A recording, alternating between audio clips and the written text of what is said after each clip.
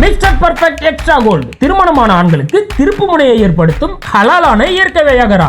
60,000க்கும் மேற்பட்ட திருப்திகரமான வாடிக்கையாளர்கள், 500க்கும் மேற்பட்ட வாடிக்கையாளர்களுக்கு குழந்தை வரமும் கிடைத்துள்ளது. வயதான பலகினமா, சுகர் பலகினமா, இனி கவலை வேண்டாம். உங்கள் இல்லறம் நல்லறமாக அமைய உடனே ஆர்டர் செய்யுங்கள். மேலும் விவரங்களுக்கு கீழுள்ள எண்ணை அணுகுங்கள்.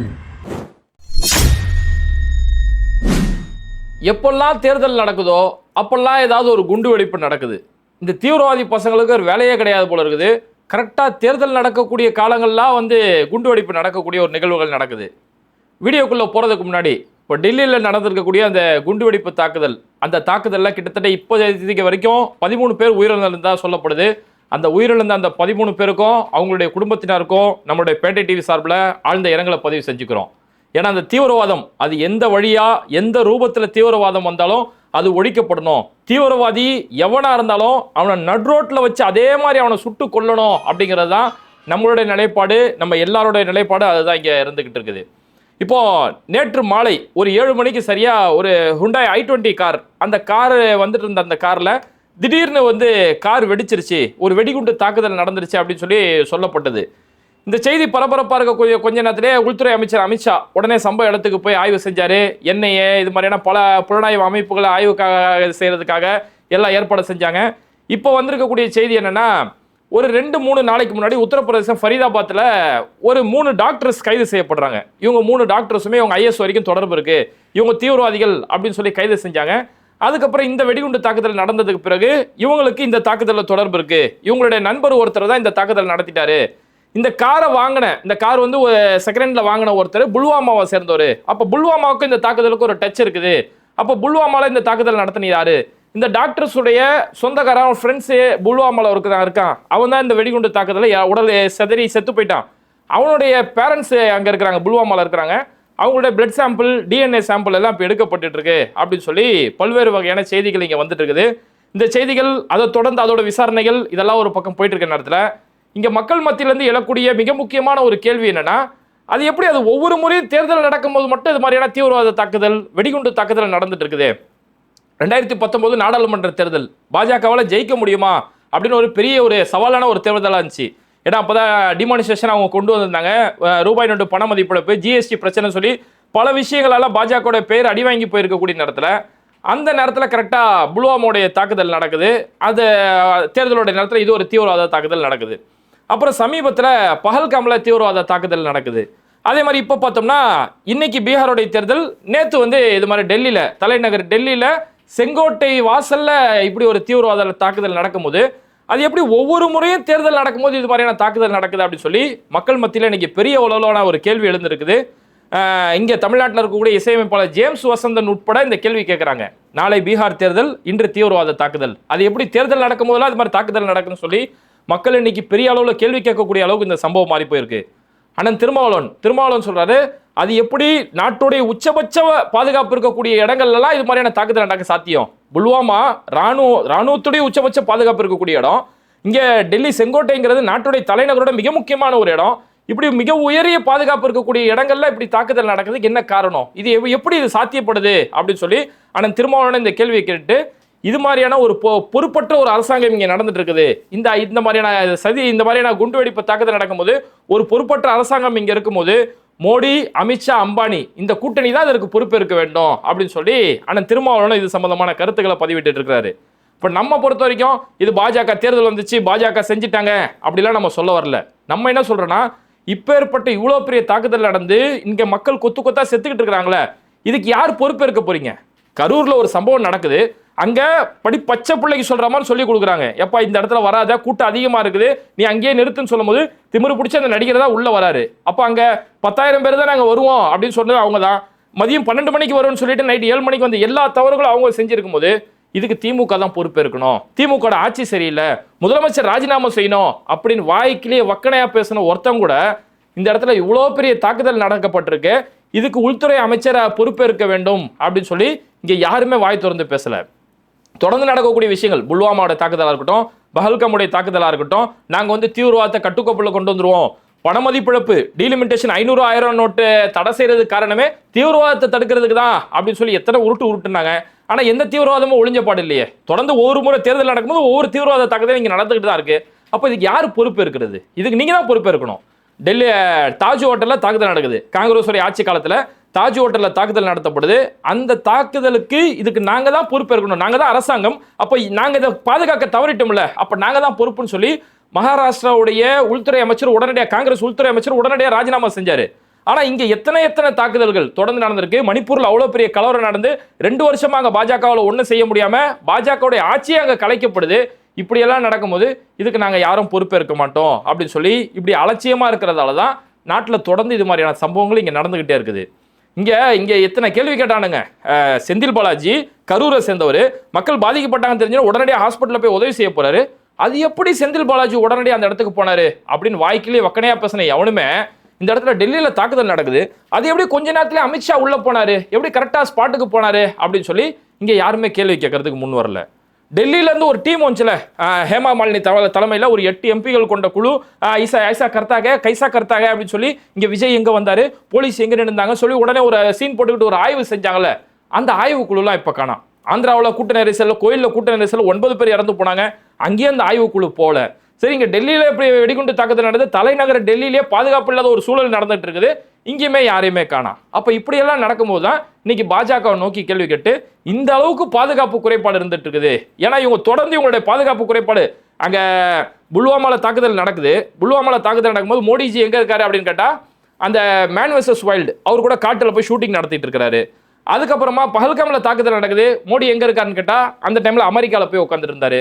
இப்போ தலைநகர் டெல்லியில எவ்வளவு பெரிய தாக்குதல் நடக்குது, மோடிஜி எங்கன்னா இந்த பூட்டான் நாட்டுக்கு போயிட்டாரு. பூட்டான் நாட்டுக்கு சிறப்பு வரவேற்பு, சிவப்பு கம்பள வரவேற்போட மோடிஜி பூட்டான் போயிட்டாரு. அங்க பூட்டான்ல போயிட்டு என்னால மனம் வேதனை தாங்க முடியல, இது ஒரு சதி செயல் தான், இது ஒரு சதி செயல் தான், இதற்கு காரணமான யாரையுமே நாங்க விட மாட்டோம் அப்படின்னு சொல்லி அங்க இருந்து பூட்டான்ல இருந்து இங்க வரல. கடைசி வரைக்கும் விஜய் அப்பதான் எனக்கு தெரியுது, விஜய் வந்து கிட்டத்தட்ட மோடிஜியோட அரசியல் தான் ஃபாலோ பண்ணிட்டு இருக்காரு.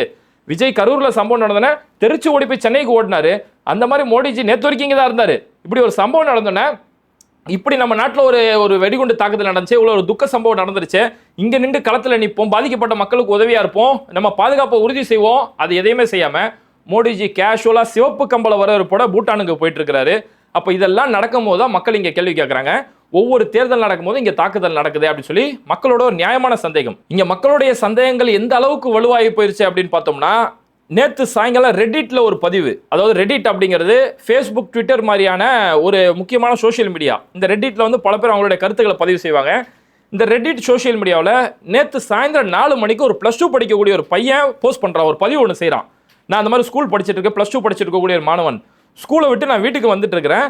நான் வரக்கூடிய வழியில டெல்லி செங்கோட்டையுடைய பகுதியில், டெல்லியில் அந்த செங்கோட்டை பகுதியில் இருக்கக்கூடிய லால் கிலாவுடைய மெட்ரோ ஸ்டேஷன் கிட்ட வழக்கத்தை விட அதிகமான போலீஸை நான் பார்த்தேன், வழக்கத்தை விட அதிகமான மிலிட்ரி பாதுகாப்பு பார்த்தேன், டெல்லியில் ஏதோ நடக்குதோ அப்படின்னு சொல்லி இந்த பையன் நேற்று சாயந்தரம் 4 மணிக்கு பதிவு போறாரு. அதுவும் குறிப்பிட்ட ஸ்பாட் எங்க குண்டு வெடிப்பு நடக்குதோ அந்த குறிப்பிட்ட ஸ்பாட்டை மென்ஷன் பண்ணி பேசுறாரு. செங்கோட்டை கிட்ட அந்த மெட்ரோ ஸ்டேஷன் கிட்ட அதிகமான போலீஸ், வழக்கத்தை விட அதிகமான மிலிட்ரியை நான் பார்க்குறேன், டெல்லியில் சம்திங் ஏதோ நடக்குதோ அப்படின்னு சொல்லி நான் சாயந்தரம் 4 மணிக்கு பதிவு போடுறாரு. பார்த்தா அன்னைக்கு சாயந்தரம் 7 மணிக்கு அது மாதிரியான ஒரு தாக்குதல் நடக்கும்போது இது மக்களுக்கு பல்வேறு வகையான சந்தேகங்கள் வரதால இந்த இடத்துல விசாரணை, நியாயமான ஒரு விசாரணை, ஒரு துரிதமான விசாரணை நடந்து இதுக்கு பின்புலத்தில் யாரெல்லாம் இருக்கிறாங்க அப்படின்னு சொல்லி கண்டிப்பாக அதில் நியாயமான முறையில் விசாரிக்கப்படணும் அப்படிங்கிறதான் மக்களுடைய ஒரு நியாயமான ஒரு கோரிக்கையாக இருந்துகிட்டு இருக்குது. ஏன்னா இன்னைக்கு நடக்கிறது எல்லாமே சந்தேகமாக தான் இருந்துகிட்டு இருக்குது. இப்போ ராஜ்யசபாவுடைய எம்பி கபில் சிபில், உச்சநீதிமன்றத்துடைய ஒரு தலைமை வழக்கறிஞர், அவர் இப்போ ஒரு முக்கியமான ஒரு குற்றச்சாட்டை முன் வச்சிட்டு இருக்காரு. பீகாரில் தேர்தல் நடக்குது. பீகாரில் தேர்தல் நடக்கும்போது ஹரியானாவில் இருந்து பாஜகவை சேர்ந்த 6000 பேர் ரயிலில் ஏற்றி அனுப்புகிறாங்க. இந்த 6000 பேருக்காக ஸ்பெஷல் ட்ரெயின் 4 ட்ரெயின் விடப்படுது. இந்த 4 ட்ரெயினுக்குமே பாஜக ஸ்பான்சர் பண்ணி அனுப்புகிறாங்க அப்படின்னு சொல்லி ஒரு பயங்கரமான குற்றச்சாட்டை வச்சு அதற்கு ஒரு வீடியோ ஆதாரம், சும்மா வாய்ப்போக்கெல்லாம் சொல்லலை, ஒரு வீடியோ ஆதாரத்தையுமே எடுத்து கபில் சிபில் அனுப்புகிறாரு. கபில் சிபில் மட்டும் இல்ல, ராஜ்யசபாவோட எம்பியா இருக்கக்கூடிய ஏடி சிங், ஆர்ஜேடி கட்சியை சேர்ந்தவர், இந்த ஏடி சிங் இவருமே இதே குற்றச்சாட்டை முன் வச்சு அதுக்கு அவங்க ஆதாரங்களையும் சொல்லிட்டு இருக்கிறாங்க. இந்த மாதிரி 6000 பேரை வந்து ட்ரெயினில் ஏற்றுறாங்க. இது ஏற்பாடு, இந்த ரயிலை ஏற்பாடு செஞ்சது ஹரியானா பாஜகவுடைய தலைவராக இருக்கக்கூடிய மோகன்லால் பட்டோலி. இந்த மோகன்லால் பட்டோலி, பாஜகவுடைய பொதுச் செயலாளர் இருக்கக்கூடிய அர்ச்சனா குப்தா, இவங்க 2 பேருமே ரயில்வேல இருக்கக்கூடிய அதிகாரிகளை தொடர்பு கொண்டு இந்த எங்களுக்காக ஒரு ஸ்பெஷல் ட்ரெயின் ஏற்பாடு செய்யணும் அப்படின்னு சொல்லி ஏற்பாடு செஞ்சாங்க. அதுக்காக 4 ட்ரெயின் இயக்கப்பட்டது. இந்த 4 ட்ரெயினுமே இந்த பாஜக தலைவர்கள் தான் ஸ்டேஷனுக்கு வந்து அந்த ஒவ்வொரு பேசஞ்சருக்குமே டிக்கெட் கொடுத்து வழி அனுப்புறாங்க. அந்த டிக்கெட்ல யாரெல்லாம் ஏறி போறாங்களோ எல்லாருமே பாஜக துண்டு, மோஸ்ட் அதிகமான பேர் பாஜக துண்டை போட்டு போறாங்க. அந்த பாஜக கொடியை காட்டி அந்த ட்ரெயினை வழி அனுப்பி வைக்கிறாங்க. இப்பேற்பட்ட காரியங்கள் எல்லாம் நடந்துட்டு இருக்குது. மக்கள் இங்கே பண்டிகை நேரங்கள்லேயே மக்கள் நெருக்கிக்கிட்டு அடிச்சு பிடிச்சிட்டு போகக்கூடிய ஒரு நிலைமை இருக்கும்போது கரெக்டாக இது போகக்கூடிய தேர்தல் தேதி என்னன்னு பார்த்தோம்னா நவம்பர் 3ஆம் தேதி. நவம்பர் 6 பீகாரில் எலெக்ஷன், 3ஆம் தேதி இவங்க போகிறதுக்காக ஒரு ஸ்பெஷல் ட்ரெயின் விடப்படுது அப்படின்னு சொல்லி சொல்கிறாங்க. இதை சும்மா எடுத்தங்கவுத்தான் நான் சொல்லலை. கபில் சிபல் என்ன சொல்கிறாருன்னா, ஒரு விஷயத்தை நான் வெளிச்சம் போட்டு காட்டுறதுக்கு வந்திருக்கிறேன். தேர்தல் நடத்தக்கூடிய இங்கே விதங்களில் எனக்கு பெரிய அளவில் சந்தேகங்கள் இந்த இடத்துல விழுந்திருக்குது. தேர்தல் ஆணையம் இதுக்கு பதில் சொல்ல போகிறதில்ல. அதனால் நானே இதை வெளிச்சம் போட்டு காட்டுறேன். எந்தெந்த ட்ரெயினில் மக்கள்லாம் போனாங்க அப்படின்னு சொல்லி சொல்லும்போது ஹரியானாவுடைய கர்னாலுடைய பகுதியிலிருந்து நவம்பர் 3ஆம் தேதி காலையில் 10 மணிக்கு ஒரு ரயில் கிளம்புது. கர்னாலிருந்து கிளம்புன ரயில் பானிப்பட்டு வழியா பரானி, பீகார் பரானிக்கு இந்த ஒரு ட்ரெயின் போகுது. அந்த ட்ரெயினில் 1500 பேர் போயிருக்கிறாங்க. அதே நவம்பர் 3ஆம் தேதி அடுத்து 1 மணி நேரம் கழிச்சு காலையில் 11 மணிக்கு கர்னால்ல இருந்து பானிப்பட்டு வழியா பாகல்பூருக்கு ஒரு ட்ரெயின் போச்சு. இந்த ட்ரெயின்லையுமே 1500 பேர் இருந்தாங்க. அப்புறம் அதே நவம்பர் 3ஆம் தேதி மதியம் 3 மணிக்கு ஒரு ட்ரெயின், மதியம் 4 மணிக்கு ஒரு ட்ரெயின். இந்த 2 ட்ரெயினுமே குருகிராம்லேருந்து பாட்னா வழியாக பாகல்பூருக்கு இந்த ட்ரெயின் போச்சு அப்படின்னு சொல்லி இந்த ட்ரெயின் ஆக மொத்தத்தில் 4 ட்ரெயின், ஒரு ட்ரெயினுக்கு 1500 பேர் மணிக்கு 6000 பேர் வழி அனுப்பி வச்சிருக்காங்க. இந்த டைமில் தீபாவளிக்கு ஸ்பெஷல் ட்ரெயின் கேட்கும்போது அதுக்கான ஏற்பாடு செய்யல. சாது பூஜா சமீபத்தில் வந்தது. அக்டோபர் மாத கடைசியில் சாது பூஜான்று சூரியனை வழிபடக்கூடிய ஒரு பூஜா பீகாரில் ரொம்ப விமர்சையாக கொண்டாடுவாங்க. அந்த சாது பூஜாவுக்கு ஸ்பெஷல் ட்ரெயின் கேட்கும்போது கூட இதுக்கான ஏற்பாடெல்லாம் எதுவுமே செய்யலை. ஆனால் இந்த தேர்தலுக்கு 3 நாளைக்கு முன்னாடி பாஜகவுடைய தலைவர்கள் இந்த கோரிக்கை வைக்கிறாங்க. அதன் அடிப்படையில் உடனடியாக உங்களுக்கு ட்ரெயின் ஏற்பாடு செய்யப்படுது. அப்போ 6000 பேர் இங்கே கூப்பிட்டு போகிறாங்களே, இவங்க யார்? இவங்களுக்கு இதுக்கு இந்த டிக்கெட்டுக்கான முழு ஸ்பான்சரையுமே பாஜக தான் இதுக்கான பணத்தை கொடுக்குது அப்படின்னு சொல்லி கபில் சிபல் இவ்வளோ முக்கியமான ஒரு குற்றச்சாட்டை இந்த இடத்துல முன்வைக்கிறாரு. அப்போது ஓட்டு போடுறதுக்காக, பிற மாநிலங்கள் ஓட்டு போடுறதுக்காக ஹரியானாவில் இருந்து மட்டும்தான் ஆள் வந்தாங்களா, அல்லது இவங்க வேற தேர்தல் ஓட்டு இல்லாமல் வேற என்னென்ன காரணங்களுக்காக இவங்க ஹரியானா கொண்டு போனாங்க அப்படின்னு சொல்லி பல்வேறு வகையான சந்தேகங்களை கபில் சிபல் இந்த இடத்துல முன் வச்சிருக்கிறாரு. சும்மா இல்லை, வீடியோ ஆதாரத்தோட இந்த குற்றச்சாட்டை அவர் முன் வச்சுக்கிட்டு இருக்கிறாரு.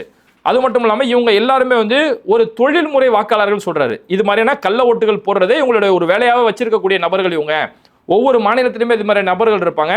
அது மாதிரி கள்ள ஓட்டு போடுறதுக்காக தொழில்முறை வாக்காளர்கள் இவங்க. இவங்களுக்காக ஒரு போலி எபிக் நம்பர் வைக்கப்பட்டிருக்கோம். அதாவது ராகுல் காந்தி ஆரம்பத்தில் சொன்னார் இல்லையா, அந்த ஹரியானாவில் வந்து பிரேசிலை சேர்ந்த ஒரு மாடல் அலைக்கு இங்கே 22 ஓட்டு போடப்பட்டதுன்னு, அந்த மாதிரி ஃபேக்கான ஓட்டர் கார்டை ரெடி பண்ணி அது பேரில் இது மாதிரியான நபர்களை வச்சு ஓட்டு போடப்படுது அப்படின்னு சொல்லி பல முக்கியமான குற்றச்சாட்டுகளை இன்னைக்கு கபில் சிபல் முன் வச்சிருக்கிறாரு. அப்போ நடக்கக்கூடிய எல்லாமே இது மாதிரி சந்தேகமாக இருக்கிறதால ஒரு நியாயமான விசாரணை, எந்த விஷயமா இருந்தாலும் ஒரு நியாயமான விசாரணை நடந்து மக்களுக்கு உரிய உண்மை செய்தி போய் சேரணும் அப்படிங்கிறது தான் இங்கே மக்கள் எல்லாமே அரசு முன்னாடி வச்சிருக்கக்கூடிய மிக முக்கியமான கோரிக்கையாக இருக்குது. இது மாதிரி வீடியோக்களை தொடர்ந்து பார்க்கறதுக்கு மறக்காம பெடே டிவியை சப்ஸ்கிரைப் பண்ணிட்டு இந்த வீடியோக்களை உங்க நண்பர்களுக்கு அதிகமாக ஷேர் செய்யுங்க. இணைந்திருப்போம்.